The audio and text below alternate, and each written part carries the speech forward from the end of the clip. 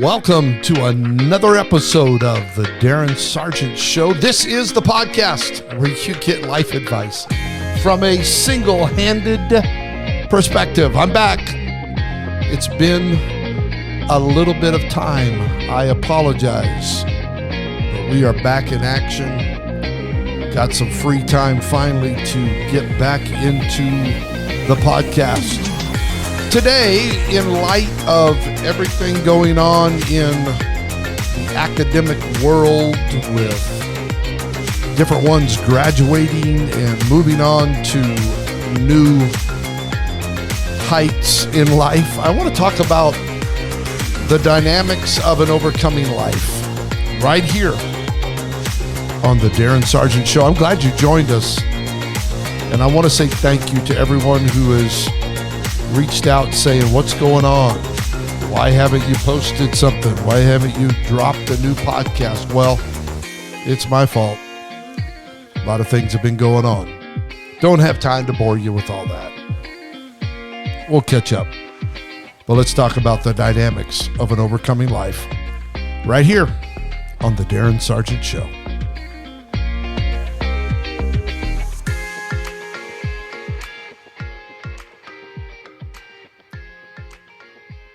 I've lived long enough to recognize that all of us are aware of the struggles that so often occupy our minds and keep us from moving forward like we should. Kind of things that cause us to slow down in life. If you are recently graduating from high school or college, I was privileged to speak at a graduation ceremony not too long ago, and I wanted to just impart some things to them about life and this new beginning of stepping into a world that is not only filled with wonder, but it's also filled with obstacles and mountains that you're going to have to overcome and climb. And as I begin to unpack some of these principles that I'm going to share with you here on this podcast, I begin to recognize something, that struggle and trouble and mountains and obstacles, it's the essence of life. Life is paved with problems, but it's also paved with possibilities. And you have to choose your perspective on how you're going to face them. Now, in this episode today, I'm just going to kind of unpack three things that I believe all of us should be made aware of in order to further move down the path to a successful and an abundant life. I would challenge you as you listen to this, whether you are a graduate or you're just facing new challenges. We're coming out of an incredible season of all kinds of turmoil and trouble and pandemic and all of that. But I think this will fit anyone who is just maybe up against some things, trying to figure out, how can I move past whatever it is. I'm not going to take time to list things, but I want you to take into account some of the things I'm going to share over the next few moments, and hopefully it'll help you in the days and the weeks ahead, help you to overcome. And as I mentioned, I'm talking about the dynamics of an overcoming life. Now, these dynamics, when you understand them, I think they'll help you prepare for whatever stage you're stepping into in your life. In fact, the dynamics that I'm going to talk about are probably important no matter how old you may be or what status of life you may possess. And the first one I want to talk about is simply, and I've dealt with this before, but I want to just move into it and open it up a little bit. The first one I want to talk about is challenges.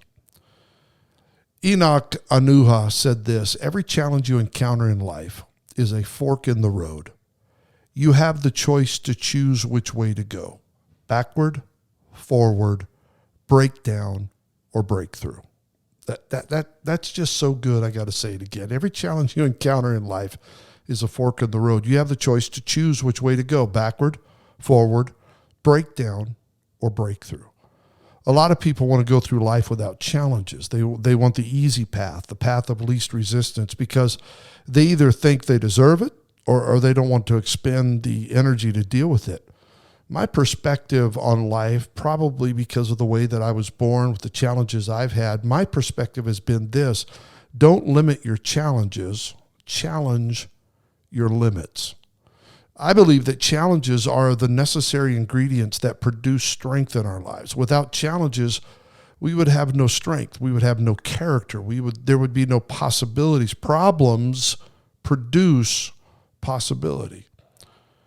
The value of courage, the value of persistence and perseverance has rarely been illustrated more convincingly than in the life story of this man. And some of you have probably heard this before. He failed in business at the age of 22. He ran for legislature and was defeated at the age of 23. Again, he failed in business at the age of 24. He was elected to legislature at the age of 25. His sweetheart died at the age of 26. He had a nervous breakdown at the age of 27. He was defeated for speaker at the age of 29, defeated for elector at the age of 31, defeated for Congress at the age of 34. He was elected to Congress at the age of 37, but then defeated 2 years later at the age of 39. He ran for Senate and was defeated at the age of 46. He ran for the vice president of the United States at 47. He was defeated. He was defeated for Senate 2 years later at the age of 49. But at the age of 51, he was elected president of the United States. That's the record of Abraham Lincoln. One of the greatest stories that I heard not too long ago, I was reading something. I didn't hear it. I read it. It was from the diary of John Wesley, the famous preacher. This is what he wrote in his diary years ago. Listen to this. This is pretty cool. Sunday a.m., May 5th.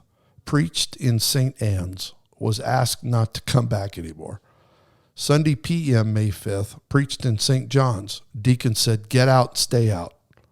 Sunday a.m., May 12th. Preached in St. Jude's. Can't go back there either. Sunday a.m., May 19th, preached in St. somebody else's. Deacons called special meeting and said I couldn't return. Sunday p.m., May 19th, preached on street, kicked off the street. Sunday a.m., May 26th, preached in Meadow, chased out of Meadow as a bull was turned loose during the service. Sunday a.m., June 2nd, preached out at the edge of town, kicked off the highway. Sunday p.m., June 2nd, afternoon, preached in a pasture. 10,000 people came out to hear me. Wow. Over the course of your life, you're going to have the opportunity to bypass your challenges or face them and defeat them. It's all up to you. Some people, I think, don't want to face challenges because of my next point. Another dynamic is choices. Choices. The choices you make determine the challenges you face, and it determines the destiny that you possess. I think it even goes deeper than that. You're going to face some major challenges in your life in the years ahead. That's true. And the choices you make during those challenges will definitely determine the direction that your life will go.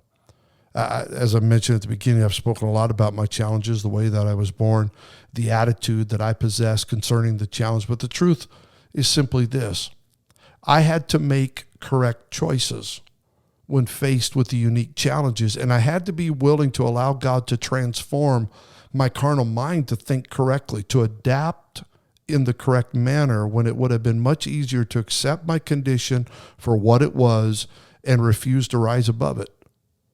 I had to make a choice that my challenge was not what was going to define me. My circumstance was not what was going to define me. I was going to define my challenge. I was going to define my circumstance, which leads me to my final dynamic that I think we have to discuss, and that is changes. You have the option to stay who you are right now or further develop into the individual God is desiring for you to become. I've said it often, God is more interested in changing me than he is in using me. No, hold on. I want to be used by God. We all do, and I think it's important. God's more interested, though, in changing you than he is in using you, because to be used by God is temporary. It's temporal. But to be changed by God is eternal. And when you're changed by God, you're then able to be used by God in greater measure. Don't neglect the challenges. Don't neglect the choices that is producing the changes in your life. You will grow, you'll be transformed into the divine design that God has for you if you are willing to allow yourself to be changed into the image that God created you to be changed into. You're going to face a lot of challenges in your life. Your faith is going to be tested in ways unlike anything you ever imagined. You're going to go into places that are going to attack everything that you believe in your belief in God. But if you can hang on and not cave in, if you can withstand the onslaught of hell and keep the light burning bright, there's no telling what God can do with you. I believe your choices determine your destiny. You can choose to just be another individual floating through space, or you can choose to recognize your importance on this planet and that God designed you to invest yourself in things that are eternal. I told my kids since they were young, invest your life in things that will outlive you. If all we strive to accomplish is to somehow affect just the social strata of today's generation, that'll leave you empty. I'm not saying it will not be a good work to invest in. But you've got to understand only what we do for Christ will last.